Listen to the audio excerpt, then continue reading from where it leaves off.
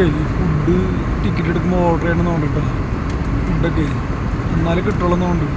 അതാന്ന് കൊണ്ടിട്ടാ രാവിലെയും കിട്ടിയില്ല, ഇതിപ്പോഴും നമുക്ക് കിട്ടി. അപ്പോൾ അത് നമ്മൾ ഫുഡ് ഓർഡർ കൊടുക്കണമെന്നുണ്ട്. അതായിരിക്കും കുടിക്കാൻ വെള്ളം പോലും നമ്മൾ കാശ് കൊടുത്താൽ കിട്ടുള്ളൂ.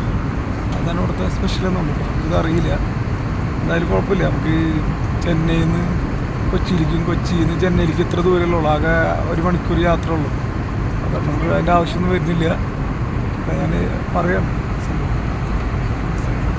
ആവശ്യമില്ല. ഇപ്പം ഒരു നഷ്ടമാണ്. ഒരു നഷ്ടം എന്ന് വെച്ചാൽ നഷ്ടമാണ്. ഒരുപാട് പൈസയൊക്കെ അതുകൊണ്ട് എക്സ്പെൻസ്.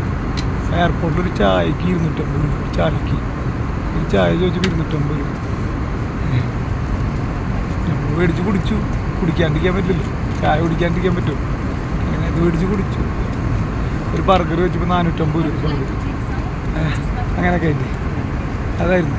ഇത്ര കുടിക്കാൻ പറ്റില്ല. കണിച്ചിട്ട് നമുക്ക് ഇതിനുള്ളിൽ കയറി കഴിഞ്ഞാൽ വേറെ ഒന്നും കിട്ടില്ല. ഇവർ പറയുന്ന സാധനം മാത്രമേ ഉള്ളൂ. ഇതൊക്കെ മേടിച്ച് കുടിക്കുക തന്നെ ചെയ്യണത്. അങ്ങനെ കുടിച്ചു. അങ്ങനെ കുടിച്ച് നല്ല രസമായിട്ട് കുടിച്ചു. ഭയങ്കര നല്ല എല്ലാ കാര്യങ്ങളും അങ്ങനെയാണ് ഇവിടുത്തെ കാര്യങ്ങളിൽ. നല്ല കുഴപ്പമൊന്നുമില്ല കേട്ടോ. നല്ല ഡീസൻ്റാണ്. പക്ഷേ ഫ്ലൈറ്റൊക്കെ നല്ല നീറ്റാണ്. സൂപ്പർ അടിപൊളിയാണ്. എന്തായാലും ട്രെയിൻ പോലെ അല്ല ഫ്ലൈറ്റ്. ഭയങ്കര നീറ്റായിട്ട് നീറ്റ് തന്നെ ക്ലീൻ തന്നെ അടിപൊളിയാണ്. പിന്നെ സംസാരമൊക്കെ അങ്ങനെ ഡീസൻ്റ് ആയിരിക്കുമല്ലോ, പറയേണ്ട ആവശ്യമില്ല. രസമായിരുന്നു. ഇത് നേപ്പാളിയാണോ?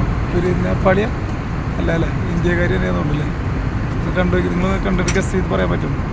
ഒരു ഇതിൻ്റെ ഫ്ലൈറ്റ് ഓടിക്കുന്ന ഒരു പൈലറ്റ് മലയാളിയാണ് കേട്ടോ. പൈലറ്റ് അമൽ ഇബ്രാഹിം എന്നാണ് പേര്. മലയാളിയാണ് കേട്ടോ. മലയാളിയാണ് ഫ്ലൈറ്റ് ഓടിക്കുന്നത്. ഒരു പൈലറ്റ് ചെറുപ്പക്കാരനാ. വന്നിട്ടുണ്ടായിരുന്നു, പുറത്ത് വന്നിട്ടുണ്ടായിരുന്നു. പുറത്തുനിന്ന് കണ്ടു. ആ രീതിയിലായിരുന്നു. ആൾക്കാരൊക്കെ നല്ല ഉറക്കമൊന്നല്ല. ഈ ചെവി അടഞ്ഞിരിക്കണായിരുന്നു. എല്ലാ ആൾക്കാരും ഇങ്ങനെ കണ്ണടച്ച് കിടക്കുക.